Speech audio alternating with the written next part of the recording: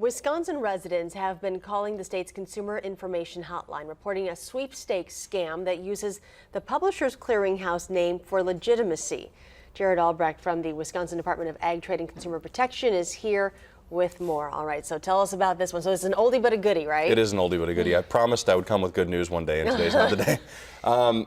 So contests, prize notices, and sweepstakes is a category we see complaints about all the time. Okay. In fact, in 2012, it was the 10th most complained about consumer category from people in Wisconsin.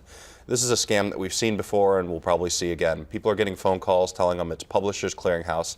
It's not. Okay. And that they've won the big prize.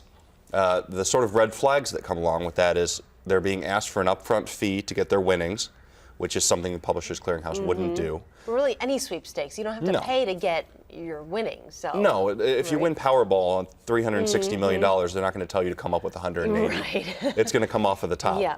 So they're being asked for an upfront fee, which is always a good red flag. And the other red flag is they're being asked to pay for it with what's called a Green Dot Money Pack prepaid debit card. We see these debit cards and we see wire transfers pretty frequently in scams. They're great ways to get scammers money and have it non-tracked and the money's just gone out the window. You always hear about, wiring money, but debit card, I guess this is like the next step in all of this, because maybe wiring money's getting old. Well, we see plenty of wiring money too. The debit cards are convenient for scammers because you can go into any major drugstore or retailer and buy these off the shelf for about $5 a piece, and you can load them with up to $500, at some stores up to $1,000 worth. The scammers just want you to call them with the telephone number and the PIN on the card, and then they have everything they need to clear the card and run. And there's just really no tracking of it, and it's like sending cash. When it's sent, it's just gone. How many people have actually fallen for this? For this particular scam? Yes.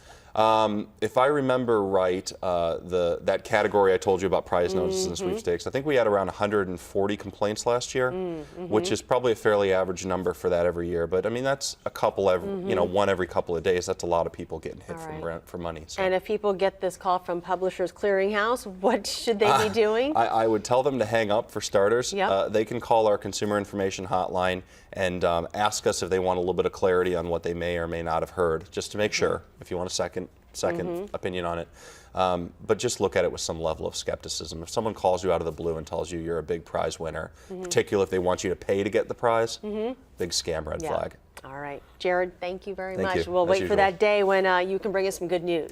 It'll come. All right. For more information, you can check out the website on your screen, or you can email or call Consumer Protection.